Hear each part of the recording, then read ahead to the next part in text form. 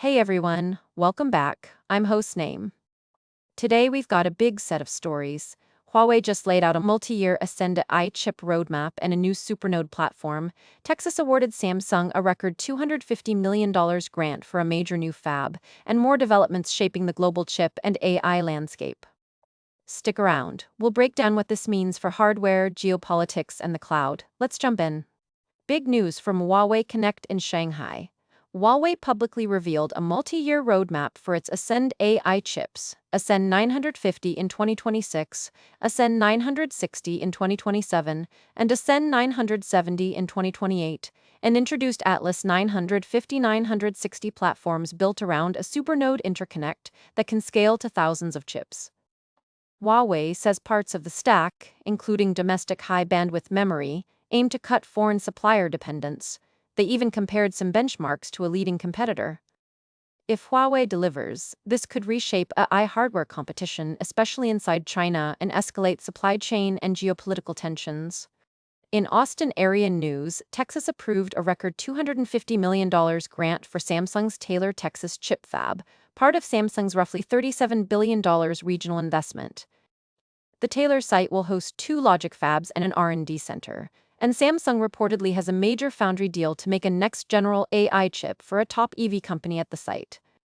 With federal CHIPS Act funding already in play, this is a big step toward onshore advanced node capacity and specialized AI and automotive silicon manufacturing. Next up, we've got another major item shaping tech policy and markets today. Details for this segment are pending, but we'll summarize the key developments and what to watch for as soon as more reporting is confirmed. Stay with us while we track the implications for industry and consumers. Moving on, this segment will cover an ongoing development in the tech ecosystem. We'll break down the core facts, the players involved, and what the next steps are likely to be once we have the full reporting.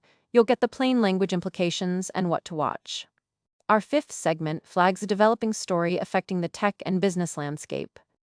We'll provide concise context and explain why this matters to industry watchers and everyday users once full details are available. Keep watching for the full breakdown. Next, a story developing in the tech policy and regulation sphere. We'll summarize the stakes and possible outcomes for companies and consumers once the official reports are published. This one's worth watching for its downstream effects. Our seventh story touches on a market-moving product or partnership announcement. We'll cover the core facts, the companies involved, and the competitive implications once official details are public. Expect a clear, plain English rundown when that happens. This segment will highlight a security or privacy development that could affect users and enterprises. Once the full facts are verified, we'll explain how to stay safe and what the risks mean for your data and devices. For this ninth slot, we've flagged a business earnings or funding update that could shift sector sentiment. We'll translate the financial headlines into what they mean for product roadmaps and hiring once official figures are released. Rounding out the episode is a developing piece on developer tools, open standards, or platform changes.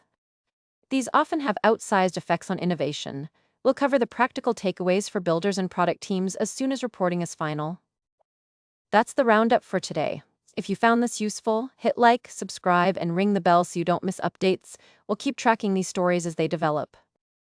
Drop a comment on which story you want to deep dive into next, and follow the links in the description for source reporting. See you next time.